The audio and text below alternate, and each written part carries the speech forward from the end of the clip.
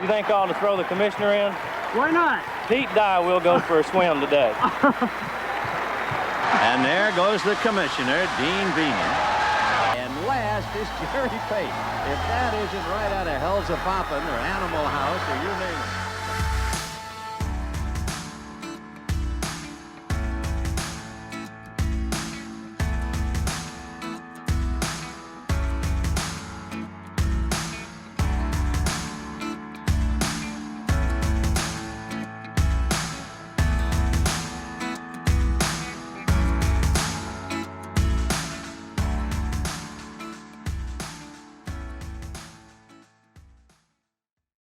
I never have called myself a visionary, but I have always thought of myself in this way.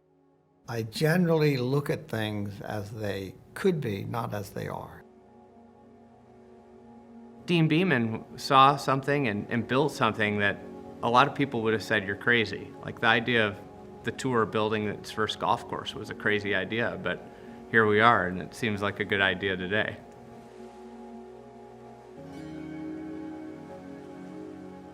The thing that I'm most proud of in my 20 years as commissioner is I was able to transform golf from a minor sport to a major sport, from a small money game to a big money game.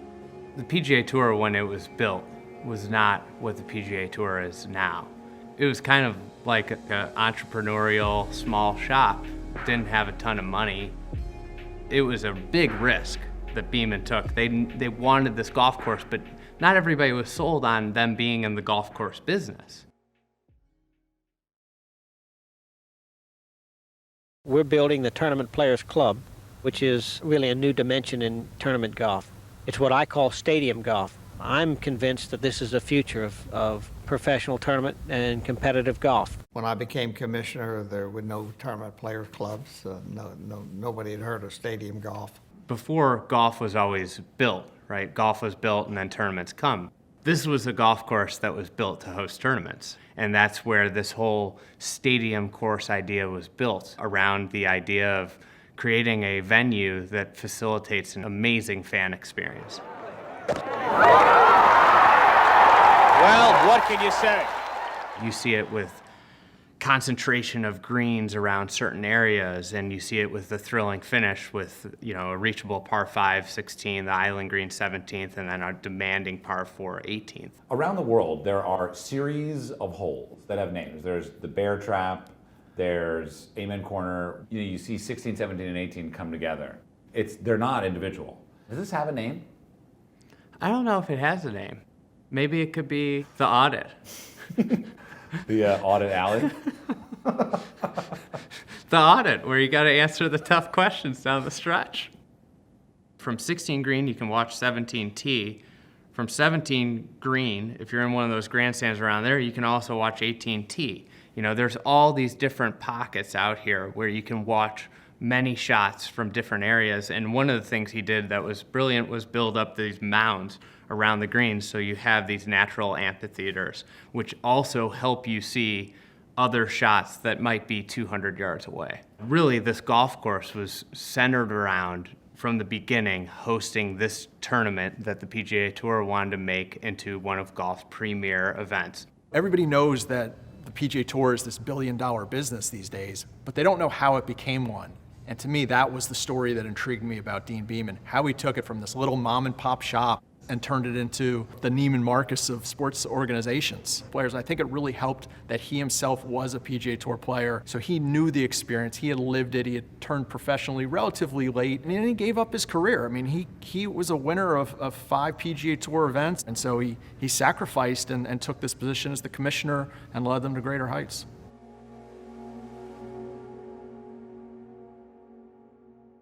I recognized early on that the greens were probably too severe. Players hated this place. Cannot emphasize that enough. They did not like TPC Sawgrass. This was Pete Dye's house of horrors. Yeah, there was a lot of controversy. The players reacted to the difficulty of the greens mostly, and they happened to be right. It's a golf course that doesn't necessarily fit any one style of player. I had to tell myself, look, you just need to like it for 1 week. You know, it makes you a little bit uncomfortable. There are a lot of opportunities to make bogeys here.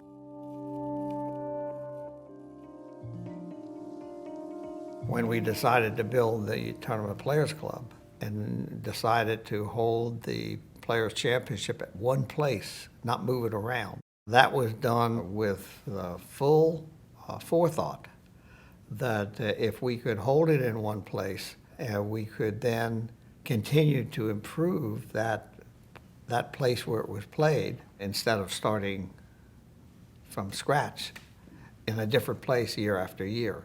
With it being here every year, fans get to know the course, and they know if you're on the right side of the 18th fairway, you've got a much longer shot in than if you're on the left side. If you challenge that water, you get a shorter shot in and a better angle, and it builds year after year because they have these memories, whether they know it or not, subliminally, they will pick up on these little things out on this golf course.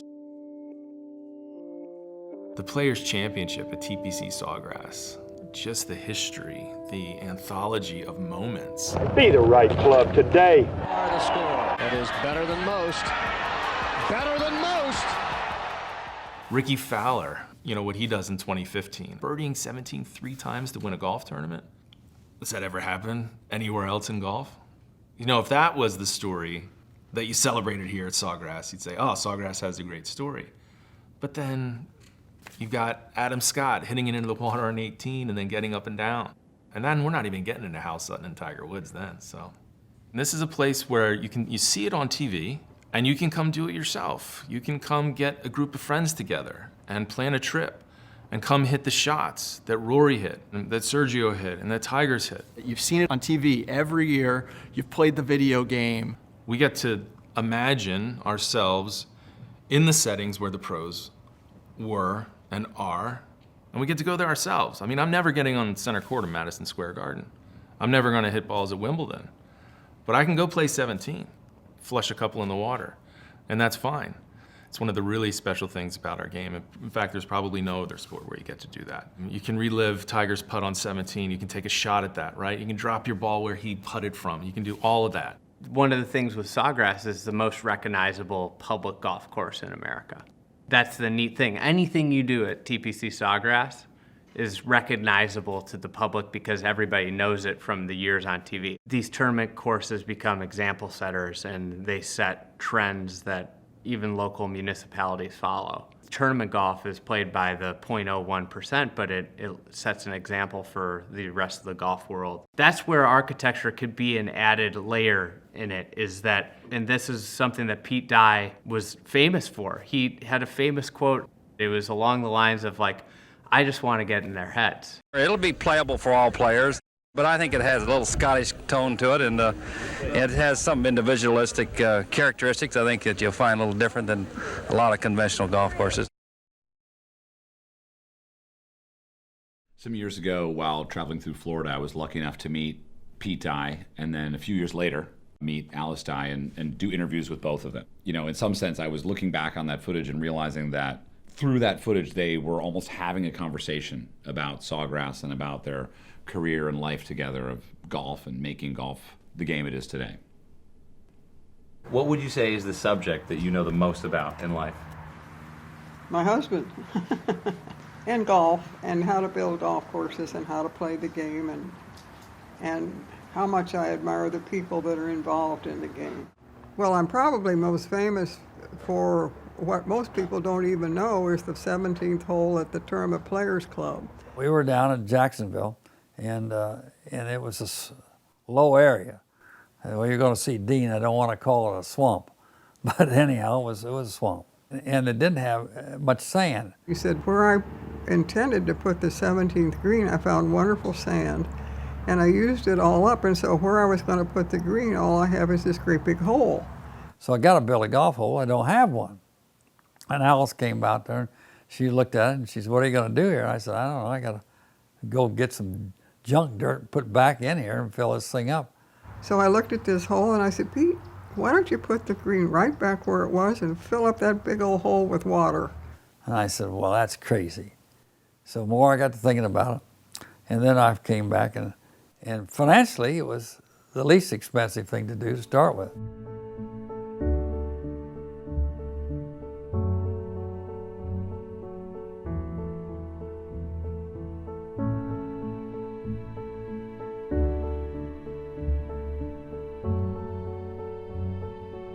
And the first thing he did was put the green in, and he made the back third slope back into the water. And I looked at that and I said, Pete, I can just see the tournament on TV coming on at 1 o'clock saying, we still have the first group sitting on the 17th hole because nobody can stay on the green. Why is 17 so cool? Suspense, the ball being in the air and the result being unknown. There's such a wide range of results. It could be as low as a 1, or it could be, we've seen guys make 10s.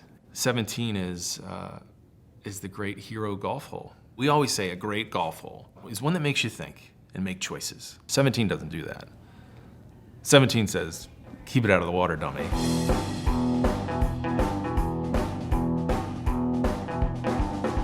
You're thinking about it the whole round. You can't wait. There's so much pressure. I've seen guys hit 3, 4 balls in the water and blow a great round. But there's so many other great holes, and it's almost a shame that 17 grabs all the attention about this golf course, because there are actually 18 holes that are just as scary as 17. Bruce Springsteen doesn't like to play Born to Run or Rosalita. I mean, he has to do it because everybody's come there to hear that, and it's sort of the same way with this golf course.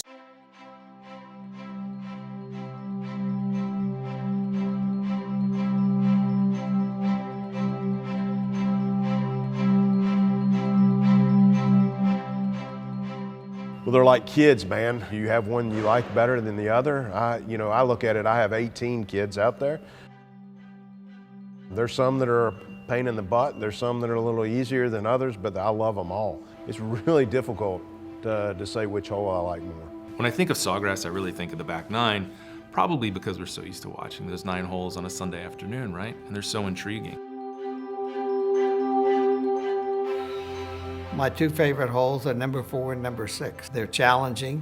They don't favor any player long or short. Par 4 fourth is a really neat hole and kind of embodies die. If you play left, which is safer, if you play up the right, that's a much more bold line. There's a creek that runs along there and bunkers. If you play up the right, you get a clean look at the green. If you play up the left, all of a sudden there's this big mound that obstructs your view of the hole, and you have a poorer angle. How interesting would tennis be if they just hit it down the middle of the court all day?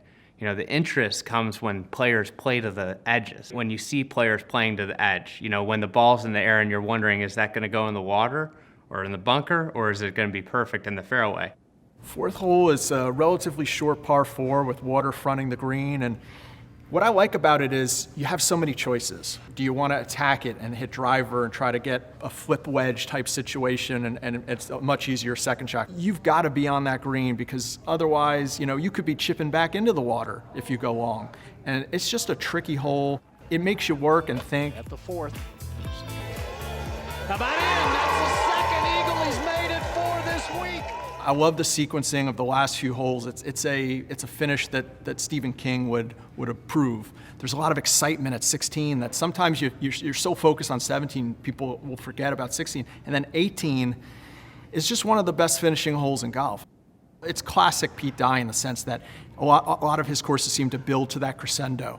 And I love that about his courses. 13 is sometimes forgotten as maybe the best par 3 on the golf course.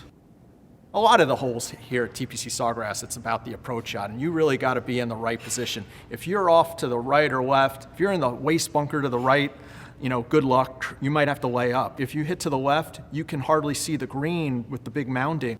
It shouldn't be a discussion of what the best hole is, because there's so many. Really great golf courses are when you have a great discussion about what the weakest hole is, because it's hard to identify.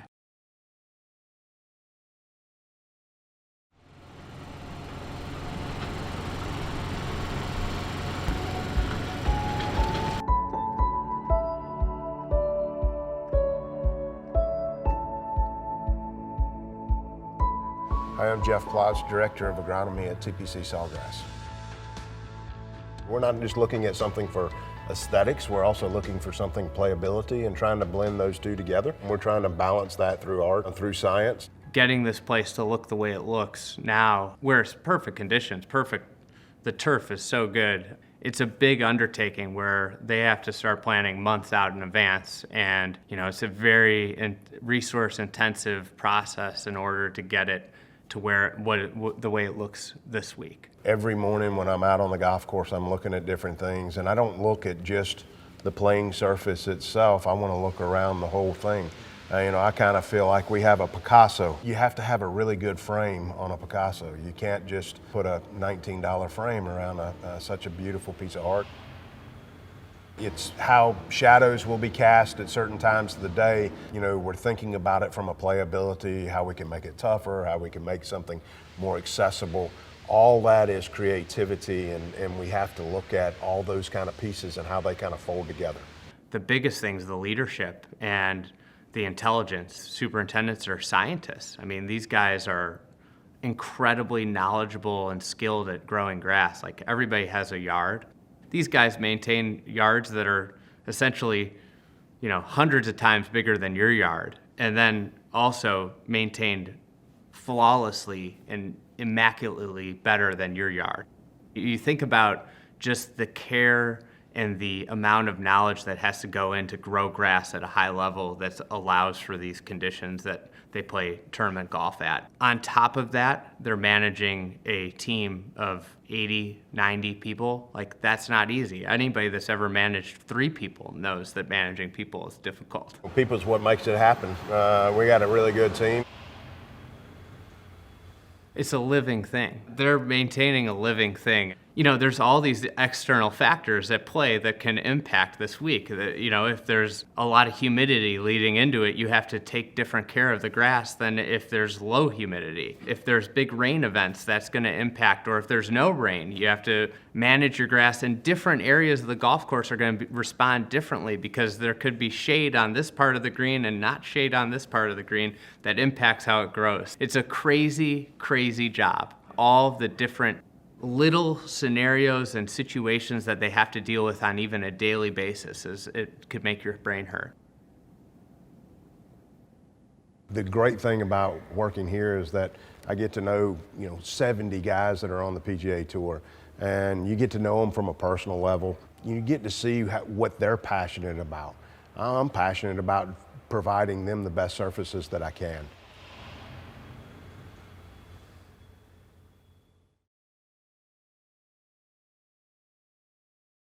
So it starts with the drive-in to the clubhouse. Seeing the clubhouse come into view, exciting, sometimes intimidating. Then you open up the doors, you walk inside.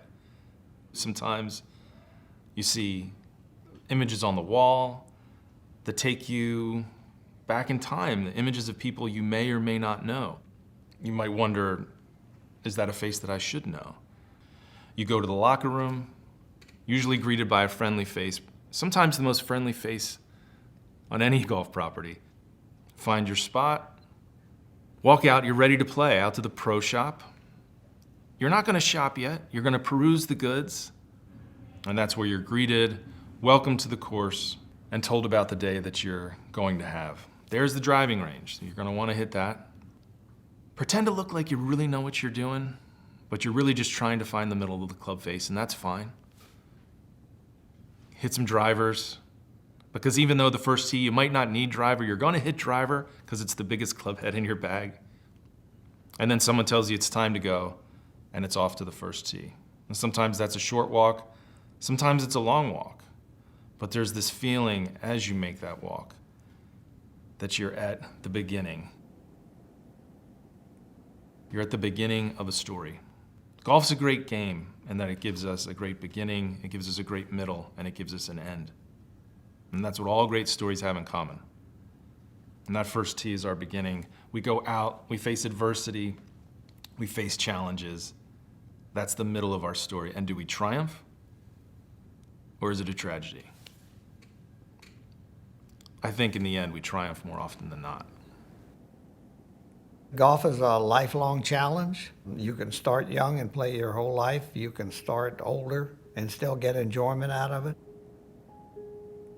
To meet him and spend time with him and see him and talk to him about what his vision was, because you walk around here and you see this, it'd be like walking around Walt Disney World with Walt Disney, right? And That's kind of what it feels like here working at TPC Sawgrass. Commissioner Beeman had this vision, and I often ask him, you know, did you really think it was going to be at this level?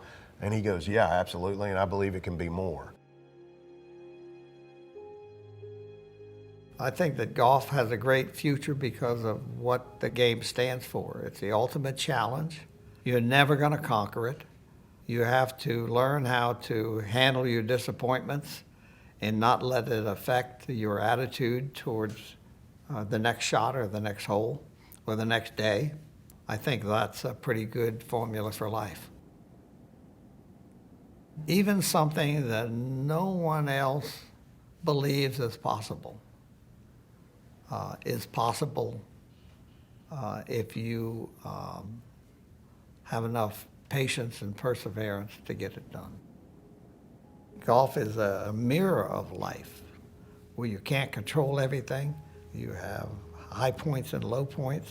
I imagine he thinks back and it's almost like a movie playing through all the moments in, you know, players' history, whether it be Freddie Couples winning or Jerry Pate ripping the 5-iron on 18 for the first one and, you know, getting thrown into the water. Like, he probably thinks, I don't know if he does, but he might think back to some of the haters, the people, the naysayers that said, like, this couldn't be done, and he probably just smiles and thinks, like, I did pretty good. Really an honor, and this is one of the first times that I don't have much to say. But I do want to say that stadium golf is fantastic, and I want to commend Commissioner Beeman. I've said a lot of things about him under my breath this week, but it's the greatest feeling in the world to come down the 18th hole here and the course that he and Pete Dye built, and to have the cheer and applause from all the fans. It's just the greatest feeling in the world. I told Pete Dye I was going to make him famous on Friday. He said, how was that? I said, I'm going to win a tournament and throw you in the lake. And I said, and I'm going to have to drag the commissioner in there too.